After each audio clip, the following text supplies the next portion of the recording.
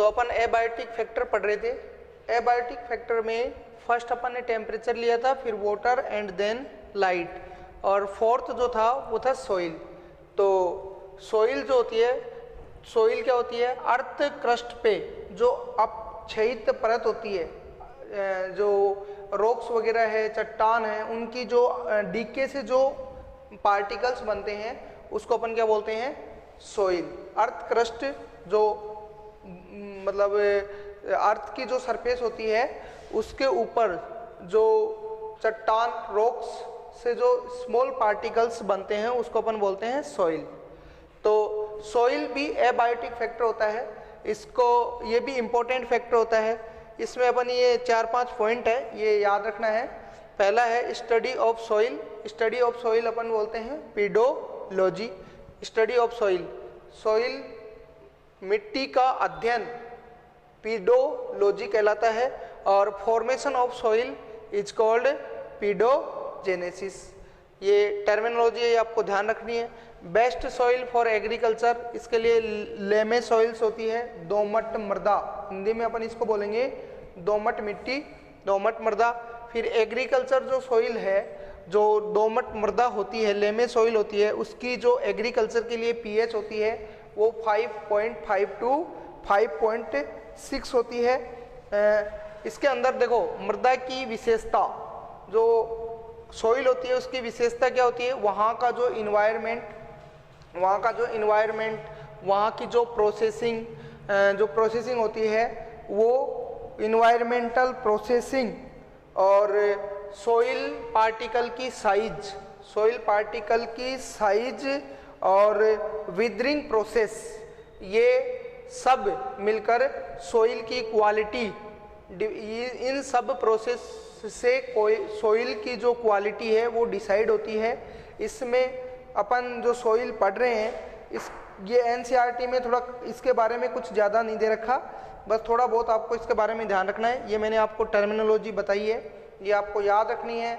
इसके बाद जो कल्टीवेटेड प्लांट होते हैं या जो एग्रीकल्चर प्लांट होते हैं, उनके लिए जो बेस्ट सॉइल होती है उसकी पीएच होती है 5.5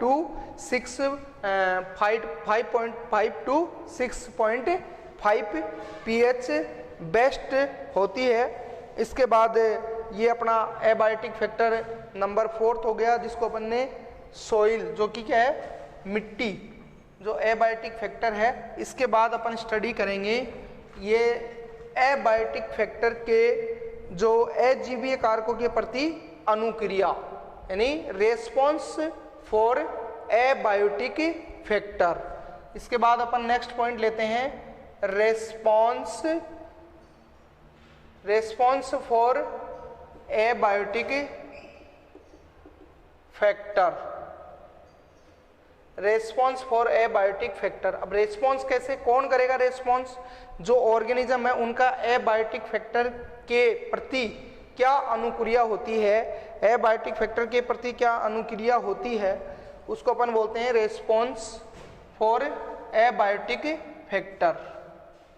रेस्पॉन्स अनुक्रिया, रेस्पॉन्स फॉर एबायोटिक फैक्टर। तो इसमें अपन एनसीईआरटी को इंक्लूड करके करते हैं। इसमें क्या है, ये देखो, इसमें आपको ये याद रखना है कि जो एनिमल्स होते हैं उनके अंदर स्थिर आंतरिक पर्यावरण, यानी कि कांस्टेंट इंटरनल इन्वायरमेंट प्रेजेंट होता है, जो कि उनकी जो रिएक्टिविटी है और उनकी जो तंदुरुस्ती है, फिटनेस है, उसको बेस्ट बनाए रखता है। स्टेबल इंटरनल इन्वायरमेंट, जैसे उनका टेम्परेचर, इंटरनल टेम्परेचर, बॉडी का इंटरनल टेम्परेचर जो होता है वो कांस्टेंट हो, और इंटरनल जो लिक्विड है उसकी ऑस्मोलैरिटी, प्रासरणीय सांद्रता, वो भी क्या हो, स्थिर हो, जिससे उनकी जो फिटनेस है उस फिटनेस को, उस तंदुरुस्ती को बढ़ाती है। उस ऐसे जो ऑर्गेनिज्म होते हैं इस फिटनेस की निरंतरता को बनाए रखने के लिए इनके अंदर एक प्रोसेसिंग होती है जिसको अपन बोलते हैं होम्योस्टेसिस। क्या बोलेंगे?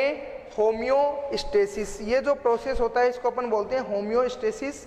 ये होम्योस्टेसिस प्रोसेस जिसके थ्रू उनका जो इंटरनल इन्वायरमेंटल कंडीशन है, इंटरनल इन्वायरमेंट कंडीशन जैसे उनका टेम्परेचर है और जो उनके अंदर लिक्विड होता है उसकी जो ओस्मोलरिटी है, प्रासरणीय सांद्रता है, वो क्या होती है? कांस्टेंट होती है, उसमें चेंजेज नहीं आते। ये जो प्रोसेस होता है ये उनकी फिटनेस को क्या करता है? इंक्रीज कर देता है। तो इस आधार पर जो एबायोटिक फैक्टर है उनकी जो क्रियाएं होती है, एबायोटिक फैक्टर के प्रति जो क्रियाएं हैं, जो रेस्पॉन्स है, उसके बेसिस पे ये जो ऑर्गेनिज्म है इन ऑर्गेनिज्म को विभिन्न प्रकार से विभाजित किया गया है। इन ऑर्गेनिज्म को विभिन्न प्रकार से विभाजित किया गया है। एनसीईआरटी में इनको टोटली 3 टाइप में डिवाइड किया गया है। टोटली कितने टाइप में? इसको हिंदी में लिख। रेस्पॉन्स फॉर एबायोटिक फैक्टर के अकॉर्डिंग जो ऑर्गेनिज्म होते हैं वो मेनली कितने टाइप के होते हैं? 3 टाइप्स के। पहला है रेगुलेटर, इसको अपन बोलते हैं नियामक, रेगुलेटर नियामक। दूसरा होता है कन्फर्मर, इसको अपन बोलेंगे संरूपण। और थर्ड होता है पार्शली रेगुलेटर, आंशिक नियामक। तो ये जो रेगुलेटर होते हैं ये अपने इंटरनल इन्वायरमेंट को कांस्टेंट बनाए रखते हैं। इस प्रक्रिया को अपन बोलते हैं होम्योस्टेसिस। होम्योस्टेसिस, होम्योस्टेसिस या समस्थापन। इससे क्या होता है? इनका जो इंटरनल इन्वायरमेंट है उसके अंदर जो टेम्परेचर, मेनली टेम्परेचर होता है, जिससे क्या है जो एंजाइमेटिक रिएक्शन होती है वो फिक्स टेम्परेचर पे बेस्ट होती है।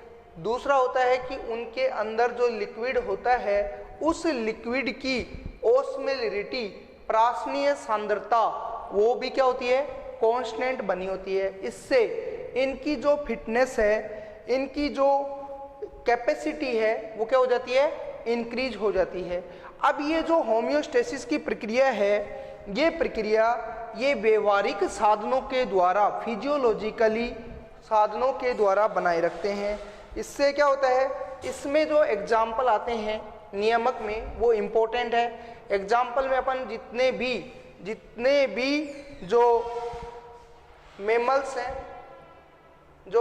हैं और जो पक्षी हैं, जो बर्ड्स हैं, मेमल्स और बर्ड्स, उनके अंदर ये प्रोसेसिंग क्या होती है? होम्योस्टेसिस की प्रक्रिया बनाए रखने की जो कैपेसिटी होती है वो बेस्ट होती है। और जो सभी जो मेमल्स होते हैं और बर्ड्स होते हैं उनके अंदर उनको अपन क्या बोलेंगे? रेगुलेटर बोलेंगे, क्योंकि उनके अंदर जो प्रोसेस होता है वो होम्योस्टेसिस होता है, वो फिजियोलॉजिकल प्रोसेस के थ्रू होता है। सेकंड जो होता है इसमें आपको एग्जाम्पल आपको याद रखना है, जितने भी बर्ड्स हैं और मेमल्स हैं उनको अपन क्या बोलेंगे? रेगुलेटर या नियामक, क्योंकि उनके बॉडी का जो टेम्परेचर है और उनकी बॉडी के अंदर जो लिक्विड है उसकी प्रासरणीय सांद्रता और टेम्परेचर कांस्टेंट होता है। भले ही बाहर एक्सटर्नल इन्वायरमेंट का जो टेम्परेचर है वो उसमें वेरी करता है या नहीं करता, उससे इनके इंटरनल टेम्परेचर पे कोई इफेक्ट नहीं होता है। और इनके इंटरनल टेम्परेचर इस प्रकार से नियंत्रित रहता है जिससे कि उनके अंदर जो मेटाबॉलिक रिएक्टिविटी है वो एक बेस्ट तरीके से हो सके। सेकंड जो होते हैं, सेकंड जो रेस्पॉन्स होता है एबायोटिक फैक्टर के प्रति जो रेस्पॉन्स करते हैं उनको अपन बोलते हैं कन्फर्मर। कन्फर्मर वो एनिमल्स या वो ऑर्गेनिजम्स होते हैं जिनके इंटरनल टेम्परेचर, जिनकी बॉडी का इंटरनल टेम्परेचर और इंटरनल टेम्परेचर एंड ओस्मोलरिटी, उनके अंदर जो लिक्विड है उनकी प्रासरणीय सांद्रता एक्सटर्नल इन्वायरमेंट के अकॉर्डिंग चेंज होती रहती है, वेरी करती है। जैसे बाहर का इन्वायरमेंट या बाहर अगर टेम्परेचर हाई है तो इनकी बॉडी का टेम्परेचर भी क्या हो जाएगा, हाई हो जाएगा। बाहर का टेम्परेचर अगर कम है तो इनकी बॉडी का टेम्परेचर भी कम हो जाएगा। इस और इन अगर एक्वेटिक एनिमल्स हैं तो एक्वेटिक एनिमल्स के अंदर क्या होगा, इनके जो बॉडी के अंदर लिक्विड है उसकी प्राशनीय सांद्रता बाहर जिस लिक्विड के अंदर ये सरवाइव कर रहे हैं उसके अकॉर्डिंग चेंज होती रहती है। इनको अपन क्या बोलेंगे, संरूपण। अब इसमें आपको एग्जाम्पल है वो आपको याद रखना है कि मैक्सिमम जो एनिमल्स होते हैं इस अर्थ पर 99% जो एनिमल्स हैं वो क्या होते हैं, कन्फर्मर्स होते हैं। इसके अलावा ये जो कन्फर्मर्स होते हैं वो लगभग 99% animals and all plants is कन्फर्मर। कन्फर्मर में मैंने आपको इसके बारे में समझा दिया।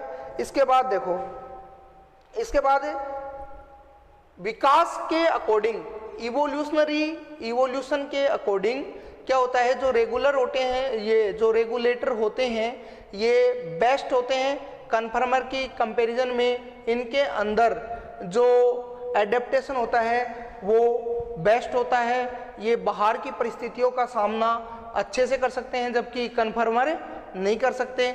इसके बाद आता है पार्शियली रेगुलेटर, आंशिक नियामक। ये आंशिक नियामक जो होते हैं इसके बारे में देखो, इसको आपको ऐसे समझना पड़ेगा कि ये जो आंशिक नियामक होते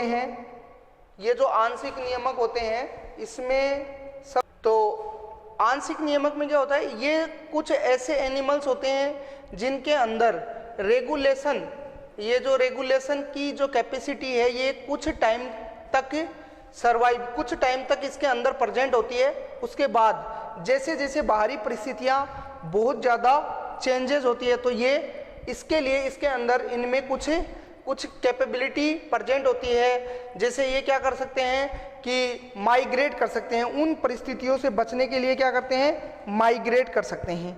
ये जो प्रतिकूल स्थिति होती है, इन प्रतिकूल परिस्थितियों से बचने के लिए ये जीव अपने पास अलग अलग विकल्प इनके पास होते हैं। पहला होता है इनमें क्या, माइग्रेट करना। ये माइग्रेट कर जाते हैं। जैसे जैसे पहले ऐसे मानो कि जैसे टेम्परेचर, पार्शली रेगुलेटर कोई एनिमल है, ये कोई एनिमल्स है और पार्शली रेगुलेटर नियामक है। तो जैसे जैसे आप टेम्परेचर बढ़ाओगे तो एक सीमा तक तो ये क्या करेंगे, उसको टॉलरेट करेंगे। उसके बाद क्या होगा, ये जो टेम्परेचर है ये क्या होगा, इसके प्रतिकूल हो जाएगा, अनफेवरेबल हो जाएगा। तो ये क्या करेंगे, उससे बचने के लिए वहां से माइग्रेट कर जाएंगे। एक कंडीशन तो ये होती है। तो ये दबावपूर्ण जो परिस्थितियां आती हैं ये अस्थायी रूप से वहां से माइग्रेट कर जाएंगे, लेकिन जब फेवरेबल कंडीशन आएगी तो वापस ये वहीं पर आ जाते हैं। इन दबाव पर ये ऐसे प्राणी होते हैं, जैसे ये मान लो कि बहुत ज़्यादा सर्दी पड़ रही है, ठंड का टाइम है, तो उस दौरान जैसे प्रवासी पक्षी अपने यहाँ पर भरतपुर में जो केवला देवी राष्ट्रीय उद्यान है वहाँ पर आते हैं, और जब ये इनके अकॉर्डिंग जो टेम्परेचर है वो इनके अनुकूल हो जाता है, फेवरेबल हो जाता है, तो यहाँ से फिर ये अपने स्थान पर माइग्रेट कर जाते हैं। तो इसका बेस्ट एग्जाम्पल है कि शीतकाल में या सर्दियों के दिनों में राजस्थान के जो केवला देव राष्ट्रीय उद्यान भरतपुर में जो साइबेरियन जो बर्ड्स आते हैं ये भी क्या होते हैं, पार्शियली रेगुलेटर होते हैं। और इनमें जो ये रेगुलेटर की जो कैपेसिटी है, रेगुलेट करने की जो क्षमता है, ये एक लिमिट तक प्रेजेंट होती है। उसके बाद ये वहाँ उस दबावपूर्ण परिस्थिति से क्या कर जाएंगे, माइग्रेट कर जाएंगे, और जैसे ही फेवरेबल कंडीशन आएगी तो वापस अपने स्थान पे आ जाते हैं। उसके बाद सस्पेंड करना, सस्पेंड मतलब निलंबक। ये होती है माइक्रो ऑर्गेनिज्म में, माइक्रो ऑर्गेनिज्म जैसे बैक्टीरिया है, फंजाई वगैरह है, इनमें क्या है, जैसे ही अनफेवरेबल कंडीशन आती है तो ये सस्पेंड कर जाते हैं। निलंबक मतलब अपने अराउंड, अपने बॉडी के अराउंड कोई न कोई ऐसा कवरिंग या आवरण बना लेते हैं ताकि वो जो अनफेवरेबल कंडीशन है उनका इनके ऊपर कोई इफेक्ट नहीं हो। इसको अपन बोलेंगे सस्पेंड करना। ये जैसे बीजाणु बनना, स्पोर का फॉर्मेशन करना, एंडोस्पोर बनना, ये सस्पेंड कंडीशन बोली जाती है, इसको क्या बोलेंगे, सस्पेंड कंडीशन। उसके बाद देखो एक होती है डोरमेंसी कंडीशन। तो डोरमेंसी में भी ये प्लांट में प्रेजेंट होती है, जैसे सीड वगैरह है, तो सीड में क्या होता है कि जब उनके पास अनफेवरेबल कंडीशन होती है तो वो क्या है, डोरमेंसी कंडीशन में रहते हैं, और जैसे ही फेवरेबल कंडीशन आती है तो डोरमेंसी कंडीशन क्या हो जाती है, खत्म हो जाती है, और उससे नया प्लांट बन जाता है। तो ये इनके अंदर कैपेसिटी होती है, और ये विकल्प होता है, इनके पास ऑप्शन होता है। इसके बाद देखो थर्ड एग्जाम्पल होता है इसके अंदर, जैसे हाइबरनेशन, शीत निद्रा जिसको अपन बोलते हैं, क्या बोलेंगे, शीत निद्रा, हाइबरनेशन। हाइबरनेशन ये मिलता है आपको जैसे ये शीत ऋतु में, जैसे अपने बियर्स वगैरह है, भालू है, तो ये उत्तरी ध्रुव से शीतकालीन में क्या हो जाते हैं, हाइबरनेशन में चले जाते हैं। उसके बाद इसके अंदर आता है एस्टिवेशन। तो एस्टिवेशन में जो अपने ये जो रेप्टाइल्स हैं, जैसे रेप्टाइल्स हैं, लिजार्ड वगैरह हैं, तो ये जो सर्दियों के टाइम पे क्या हो जाता है, इनके अंदर ये एस्टिवेशन, ग्रिप्स एस्टिवेशन में पलायन कर जाते हैं, ताकि ये जब इनके अंदर अनुकूल परिस्थितियां आए तो एस्टिवेशन से बाहर आ सके। इस प्रकार से ये इनके अंदर कैपेसिटी पाई जाती है। अब अपन इसके बाद ये रेस्पॉन्स हो गया फॉर एबायोटिक फैक्टर के प्रति। जो रेस्पॉन्स होता है एनिमल्स का वो 3 प्रकार से होता है, और उसी के बेसिस पे अपन इनको 3 टाइप से डिवाइड कर सकते हैं। पहला रेगुलेटर, दूसरा कन्फर्मर, और तीसरा पार्शियल रेगुलेटर। इसके बाद अपन स्टार्ट करते हैं एडेप्टेशन, अनुकूलन। इसके बाद अपन स्टार्ट करते हैं एडेप्टेशन। इसके बाद अपन स्टार्ट करते हैं एडेप्टेशन, अनुकूलन। देखो अनुकूलन की डेफिनेशन क्या होती है, किसी भी जीव में, किसी भी जीव के अंदर, कोई भी जीव है उसमें कोई ऐसा गुण, अब गुण कौन सा हो सकता है, या तो फिजियोलॉजिकल गुण हो सकता है, फिजियोलॉजिकल गुण हो, या फिर व्यवहारिक, फिजियोलॉजिकल व्यवहारिक गुण हो, कैरेक्टर हो, जिससे क्या हो, उसकी जो कैपेसिटी है, उसकी जो जीवित रहने की क्षमता है, इन्वायरमेंट में जीवित रहने की क्षमता है, ये लिविंग कंडीशन में रहने की कैपेसिटी है, और रिप्रोडक्शन की जो कैपेसिटी है वो क्या हो जाए, इंक्रीज हो जाए। तो ऐसा कैरेक्टर ऑर्गेनिज्म में प्रेजेंट, ऐसा कैरेक्टर फिजियोलॉजिकल बिहेवियर, जिससे उसकी जो लिविंग कंडीशन में रहने की, लिविंग अवस्था में, जीवित अवस्था में रहने की जो कैपेसिटी है और रिप्रोडक्शन की जो कैपेसिटी है, उसमें क्या हो जाए, ग्रोथ हो, इंक्रीज हो। इसको अपन क्या बोलेंगे, अडेप्टेशन। ये जो अडेप्टेशन का प्रोसेस है, ये इवोल्यूशन के दौरान इसका धीरे धीरे विकास हुआ है।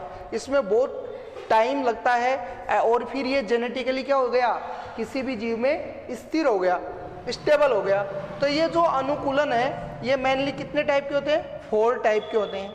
फर्स्ट है फिजियोलॉजिकल एडेप्टेशन, कार्य की अनुकूलन। तो फिजियोलॉजिकल एडेप्टेशन क्या है, इसका बेस्ट एग्जांपल है कंगारू रेट। कंगारू रेट जो होता है, उसके अंदर जो एडेप्टेशन पाया जाता है वो फिजियोलॉजिकल एडेप्टेशन होता है। ये क्या करता है, वाटर के लिए जो बाहरी सोर्स होते हैं उन पे डिपेंडेंट नहीं होता। इसके अंदर एक ऐसा प्रोसेस मिलता है जो क्या है कि किसी और एनिमल्स में प्रेजेंट नहीं होता, क्योंकि ये जो कंगारू रेट है ये डेजर्ट इलाके में मिलता है। अमेरिका के जो डेजर्ट इलाका है, डेजर्ट एरिया है, वहाँ पर ये पाया जाता है, और वहाँ पर जो वाटर के सोर्स हैं वो बहुत ही कम होते हैं। इसलिए इसके अंदर एडेप्टेशन धीरे धीरे डेवलप हुआ, और ये जो वाटर की जो इसको जो पानी है उसकी पूर्ति है, ये कहाँ से करता है, बॉडी, अपनी बॉडी के अंदर जो फैट होती है, फैट, उस फैट के ऑक्सीडेशन से जो वाटर बनता है उसका यूज ये अपनी बॉडी के अंदर करता है।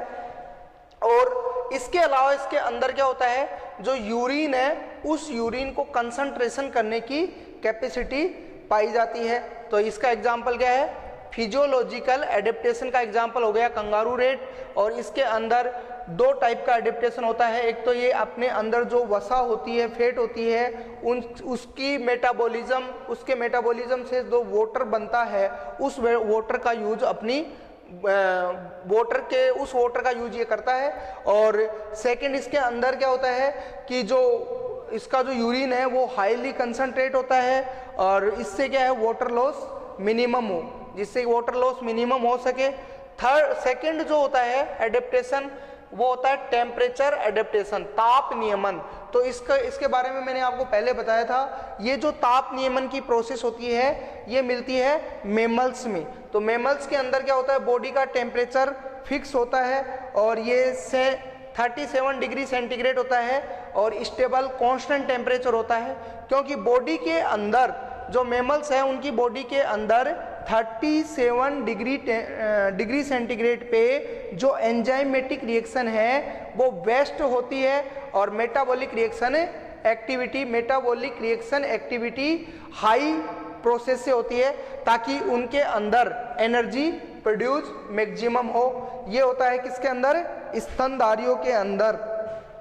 इसके बाद स्तनधारियों के अंदर ये जो एडेप्टेशन मिलता है ताप नियमन का, इनके अंदर फिक्स टेम्परेचर होता है और वो टेम्परेचर 37 डिग्री सेंटीग्रेड होता है। यदि बाहर का टेम्परेचर हाई है तो बॉडी क्या करेगी, उसके बॉडी के अंदर पसीना बाहर आता है जिससे बॉडी का टेम्परेचर क्या हो, मेंटेन रहे। और अगर बाहर का टेम्परेचर लो है तो मसल्स में क्या होता है, कॉन्ट्रैक्शन रिलैक्सेशन हाईली होते हैं। इससे क्या होता है, टेम्परेचर जो ताप है वो प्रोड्यूस होता है, जिससे बॉडी का टेम्परेचर लो से वापस 37 डिग्री सेंटीग्रेड आ सके। तो ये प्रोसेस मैक्सिमम स्तनधारियों में पाया जाता है।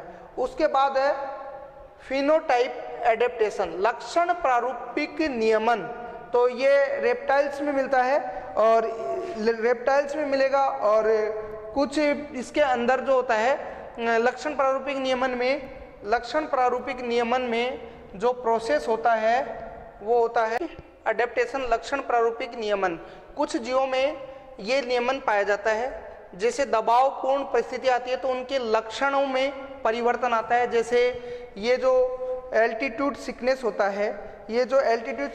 है, इसको अपन उच्च तंगुता बीमारी के नाम से जानते हैं। ये जो जहाँ पर जो हाईली एल्टीट्यूड वाले जो एरिया है वहाँ पर ये फिनोटाइपिक एडेप्टेशन पाया जाता है। इस प्रोसेस में फिनोटाइपिक प्रोसेस में क्या होता है कि जो हाई ऊंचाई जहाँ पर ज़्यादा होती है वहाँ पर क्या होता है कि वायुमंडलीय दाब कम होने की वजह से, एटमॉस्फेयर प्रेशर कम होने की वजह से वहाँ पर पर्याप्त ऑक्सीजन नहीं मिल पाती है, बॉडी को पर्याप्त ऑक्सीजन नहीं मिलती है। पर्याप्त ऑक्सीजन नहीं मिलने पर कुछ लक्षण अपने आप जनरेट होते हैं, जैसे ये अपने थकान होना, हार्ट रेट का बढ़ना, ये लक्षण अपने आप प्रकट हो जाते हैं। और इस प्रोसेस को अपन बोलते हैं एल्टीट्यूड सिकनेस। ये एल्टीट्यूड सिकनेस एक डिजीज होती है जो कुछ समय बाद अपने आप बॉडी अपने आप इसको मेंटेन करती है। इस प्रोसेस को अपन बोलते हैं एक्लेमेटाइज्ड बोलते हैं। और ये प्रोसेस जो होता है इस में कुछ एडेप्टेशन आ जाते हैं, जैसे आरबीसी, नंबर ऑफ आरबीसी क्या हो जाएगा, बढ़ जाएगा, जिसको अपन बोलते हैं पॉलीसाइथीमिया। और नंबर ऑफ आरबीसी बढ़ जाती है, आरबीसी के नंबर्स बढ़ जाते हैं। दूसरा हीमोग्लोबिन जो होता है उसकी जो बंधनकारी क्षमता है वो क्या हो जाएगी, कम हो जाएगी। थर्ड, श्वसन दर, रेट ऑफ रेस्पिरेशन इंक्रीज हो जाती है। ये हिमालय के क्षेत्रों में ज़्यादातर देखने को मिलता है, इसको अपन एल्टीट्यूड सिकनेस भी बोलते हैं। उसके बाद होता है इसके बाद मैंने बताया आपको जीरोफिटिक एडेप्टेशन, मरुस्थलीय नियमन। तो इसके बारे में भी मैंने पहले आपसे चर्चा की थी। जीरोफिटिक एडेप्टेशन, जो जीरोफाइट प्लांट और जो रेगिस्तान में जो प्लांट मिलते हैं उनमें इस प्रकार का एडेप्टेशन पाया जाता है। तो जीरोफिटिक प्लांट जो होते हैं उनको अपन केम प्लांट भी बोलते हैं। क्रेसुलेशियन एसिड मेटाबॉलिज्म, उनके अंदर एक प्रोसेस होता है जो देखने को मिलता है। इनके अंदर केम प्लांट में जो मरुस्थलीय, जो डेजर्ट के प्रति जो एडेप्टेशन होता है वो क्या होता है कि इनके अंदर स्कोटो एक्टिव स्टोमेटा मिलते हैं। दूसरा, इनके अंदर वाटर लॉस मिनिमम हो, इसके लिए जो स्टोमेटा है वो दिन में क्लोज होते हैं, डे टाइम पे क्या होते हैं, क्लोज होते हैं, और जो नाइट है नाइट में ओपन होते हैं। क्योंकि डेजर्ट इलाकों में नाइट में जो होता है, नाइट के अंदर वहाँ का टेम्परेचर मिनिमम होता है जिससे वाटर लॉस मिनिमम हो, इसलिए स्टोमेटा ओपनिंग नाइट में होती है और डे में स्टोमेटा क्लोज हो जाते हैं। दूसरा, उसके अंदर जो स्टोमेटा होते हैं वो क्या होते हैं, हाईली इनसाइड ऑफ क्यूटिकल के अंदर प्रेजेंट होते हैं और उनके अंदर मोटी क्यूटिकल की लेयर पाई जाती है जो वैक्सी लेयर होती है, जिसकी वजह से वाटर लॉस मिनिमम होता है। ये जो प्रोसेस होता है इसको अपन बोलते हैं जीरोफिटिक एडेप्टेशन। इसके एग्जाम्पल है केक्टस हुआ, केक्टस प्लांट है, और जिसको अपन नागफनी भी बोलते हैं, केक्टस है, ब्रायोफिलम है, ये इसके एग्जाम्पल होते हैं जो आपको ध्यान रखने हैं। ये हो गया क्या, फिजियो एडेप्टेशन हो गया, जीरोफिटिक एडेप्टेशन। इसके बाद जो पॉइंट है वो आता है एडेप्टेशन फॉर, ये जीरोफिटिक के बारे में मैंने आपको बताया। इसमें एक पॉइंट है जो मैं आपको बताना भूल गया कि इनके अंदर सकन स्टोमेटा, गर्त के अंदर रंध्र पाए जाते हैं, सकन स्टोमेटा मिलते हैं। इसके बाद आता है बिहेवियर एडेप्टेशन। नंबर 5 क्या आता है, व्यवहारिक एडेप्टेशन, बिहेवियर एडेप्टेशन। अब ये बिहेवियर जो एडेप्टेशन होता है ये बिहेव, उनके व्यवहार में चेंजेज आता है, एनिमल्स के व्यवहार में जो चेंजेज आता है उसको अपन बोलते हैं बिहेवियर एडेप्टेशन। ये स्तनधारियों में पाया जाता है और स्तनधारी इन स्तनधारियों में इस प्रकार का एडेप्टेशन देखने को मिलता है। तो इसके बाद अपन देख रहे थे बिहेवियर एडेप्टेशन, व्यवहारिक अनुकूलन। तो इसमें क्या होता है, कुछ जीव क्या करते हैं, व्यवहारिक अनुकूलन दर्शाते हैं। कुछ जीव पर्यावरण में होने वाले, इन्वायरमेंट में होने वाले परिवर्तनों का सामना करने के लिए अपने व्यवहार, अपने बिहेवियर में चेंज कर लेते हैं। तो इसके एग्जाम्पल याद रखना है आपको। एग्जाम्पल में सबसे पहले आपको याद रखना है कि जैसे कुछ मरुस्थलीय जो लिजार्ड हैं, छिपकलियाँ हैं, वो जब उनके अनुकूलन जो टेम्परेचर है वो टेम्परेचर को बढ़ाने के लिए वो ज़मीन की सरफेस पे, सतह पे आ जाती हैं। और इसके बाद जैसे चूजे जो होते हैं ये अपनी जो मदर है उसको रिकॉग्नाइज कैसे करते हैं, पहचानते कैसे हैं, वो भी एक व्यवहारिक अनुकूलन है। फिर है माइग्रेशन वाला भी क्या है, व्यवहारिक अनुकूलन होता है। इसके बाद आता है बायोकेमिकल एडेप्टेशन, जैव रासायनिक अनुकूलन। तो इसमें क्या होता है, प्राणियों के शरीर में होने वाली उपापचय अभिक्रियाएं और एंजाइम कार्य के लिए अनुकूलन तापमान कितना होता है, 30 से 40 डिग्री सेंटीग्रेड होता है। तो ये जो 40 डिग्री सेंटीग्रेड होता है, लेकिन कुछ ऐसे ऑर्गेनिज्म भी है जैसे आर्के बैक्टीरिया है, उनके अंदर जो टेम्परेचर होता है, जो गर्म पानी के अंदर जो रहते हैं उनके अंदर जो टेम्परेचर होता है वो 100 डिग्री सेंटीग्रेड से ज़्यादा होता है। तो इनमें क्या होता है, जैव रासायनिक अनुकूलन पाए जाते हैं, बायोकेमिकल एडेप्टेशन पाए जाते हैं, ताकि वो हाई जो टेम्परेचर है उसको टॉलरेट कर सकें। तो वो कौन कौन से हैं, नंबर फर्स्ट तो क्या है बायोकेमिकल एडेप्टेशन में, इनकी जो सेल वॉल होती है वो हाईली कॉम्प्लेक्स होती है और कॉम्प्लेक्स पॉलीसेकेराइड और पॉलीपेप्टाइड की बनी होती है। सेकंड, इनकी जो सेल मेम्ब्रेन होती है उनके अंदर जो लिपिड की जो लेयर पाई जाती है, जो लिपिड लेयर होती है, वो कैसी होती है? ब्रांच्ड होती है। थर्ड जो एडेप्टेशन होता है वो इनके अंदर जो सेल वॉल और सेल मेम्ब्रेन, सेल वॉल और सेल मेम्ब्रेन जो है वो उनके अंदर जो केमिकल पाए जाते हैं वो अदर ऑर्गेनिज्म में एब्सेंट होते हैं। ये होता है इसके अंदर बायोकेमिकल एडेप्टेशन। इसके बाद अपन देखते हैं पॉपुलेशन इकोलॉजी, समष्टि पारिस्थितिकी। पॉपुलेशन इकोलॉजी देखो, तो पॉपुलेशन इकोलॉजी में ये हो गया। इसके बाद अपन देखेंगे पॉपुलेशन इकोलॉजी। तो पॉपुलेशन इकोलॉजी क्या होती है? पॉपुलेशन इकोलॉजी के अंदर सबसे पहले अपने को ये ध्यान रखना चाहिए कि किसी एक पर्टिकुलर ज्योग्राफिक एरिया के अंदर सेम टाइप के जो ऑर्गेनिज्म का जो ग्रुप प्रेजेंट होता है उसको अपन क्या बोलते हैं? समष्टि या पॉपुलेशन। उसको क्या बोलेंगे? समष्टि या पॉपुलेशन। समष्टि या population, group of same type of organism is called समष्टि या पॉपुलेशन। और पॉपुलेशन के अंदर आपको 2-3 पॉइंट है वो ध्यान रखना है। जैसे इसको अपन एक्वेटिक पॉपुलेशन भी बोल सकते हैं, जो वाटर के अंदर जो जनसंख्या मिलती है एनिमल्स की उसको एक्वेटिक पॉपुलेशन, डेजर्ट पॉपुलेशन, और पर्टिकुलर एरिया के अंदर जो सेम टाइप के एनिमल्स या प्लांट पाए जाते हैं उनके अकॉर्डिंग ही वहाँ की पॉपुलेशन का जो नोमेनक्लेचर है वो डिसाइड होता है। इसके बाद पॉपुलेशन के कैरेक्टर, पॉपुलेशन के क्या कैरेक्टर है?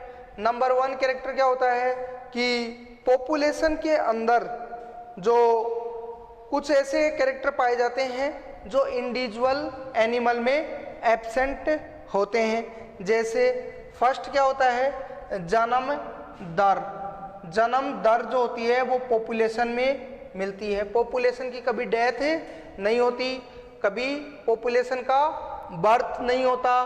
पॉपुलेशन के अंदर आपको बर्थ रेट मिलेगी, जबकि इंडिविजुअल ऑर्गेनिज्म में क्या होती है? डेथ होती है और उसका बर्थ होता है। लेकिन पॉपुलेशन के अंदर बर्थ रेट, जन्म दर होती है। और जन्म दर क्या होती है? किसी दिए गए समय में जन्मी जनसंख्या जो पहले से उपस्थित समष्टि से जुड़ी हो, जन्म दर कहलाती है समष्टि। और ये क्या है? पॉपुलेशन डेंसिटी को इंक्रीज करती है। इसके बाद जन्म दर की या बर्थ रेट की जो अपन गणना करते हैं उसके लिए ये फॉर्मूला होता है B = delta n into T. ये होता है फॉर्मूला। इसके अंदर पर्टिकुलर टाइम में डेल्टा टी आएगा, इसके लिए ये फॉर्मूला होता है बर्थ रेट का। इसमें एग्जाम्पल आपके एनसीईआरटी में दे रखा है। जैसे मान लो किसी तालाब में पिछले वर्ष 20 लोटस प्लांट, लोटस कमल के पौधे तथा जन्म द्वारा, बर्थ द्वारा 8 नए पौधे उत्पन्न और हो जाते हैं। तो उसकी जन्म दर को आप कैसे निकालोगे? 8/20 = कितना आ जाएगा? 0.4। ये जो होती है ये इसकी जन्म दर हो गई। तो ये हो गई जन्म दर। उसके बाद होती है सेम ऐसे ही क्या होती है? मृत्यु दर या इसके बाद डेथ रेट। इसको अपन बी से रिप्रेजेंट करते हैं, डेथ रेट को डी से रिप्रेजेंट करते हैं। तो इसके अंदर भी किसी दिए गए समय में जो जनसंख्या पहले से उपस्थित है, पॉपुलेशन से मृत्यु के कारण डेथ के कारण कितनी पॉपुलेशन उसमें से कम हो गई, इसी को अपन क्या बोलेंगे? Death rate. डेथ रेट अगर ज़्यादा है, यदि डेथ रेट बर्थ रेट से ज़्यादा है तो पॉपुलेशन डेंसिटी क्या हो जाएगी? कम हो जाएगी। और अगर ये बर्थ रेट ज़्यादा है तो पॉपुलेशन क्या हो जाएगी? इंक्रीज हो जाएगी।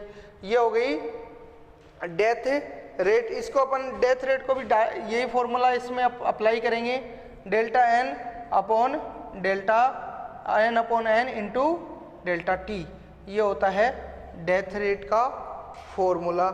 इसके बाद देखो इसके अंदर अपन स्टार्ट करते हैं next age distribution. Age distribution में कुछ भी कोई खास इंपॉर्टेंट नहीं है, इसके अंदर जो एज किस एज के समूह या किस एज के एनिमल पॉपुलेशन में ज़्यादा है और किस एज के एनिमल पॉपुलेशन में कम है, इसके आधार पर पॉपुलेशन रेट डिसाइड अपन कर सकते हैं। तो पारिस्थितिक रूप से जो इसके अंदर पारिस्थितिक रूप से जो एज डिस्ट्रीब्यूशन है उनको अपन पॉपुलेशन में 3 आयु समूह में, ये एक पॉपुलेशन के अंदर 3 आयु समूह के एनिमल्स प्रेजेंट होते हैं, 3 आयु उनके अंदर पाई जाती है। पहली तो हो गई प्री रिप्रोडक्टिव फेज। पहली क्या है? Pre reproductive